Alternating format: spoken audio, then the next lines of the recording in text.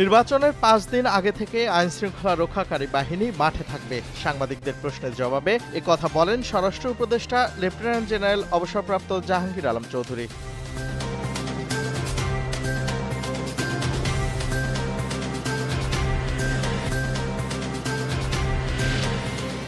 দেশের মানুষ ধর্মকে ভালোবাসে, কিন্তু ধর্মান্ধ নয়, সাম্প্রদায়িক নয়। এক গণসমাবেশে এসব কথা বলেন বিএনপি মহাসচিব মির্জা ফখরুল ইসলাম আলমগীর।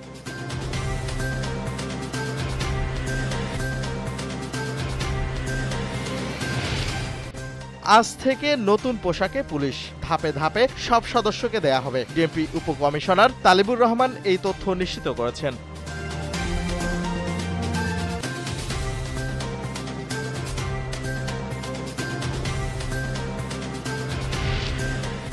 রংপুরের আশরাফুল হককে ব্ল্যাকমেইল করে টাকা আদায় করার টার্গেট ছিল জরেজ ও তার কথিত প্রেমিকা শামীমা আক্তারের। এক সংবাদ সম্মেলনে এসব তথ্য জানায় র‍্যাব।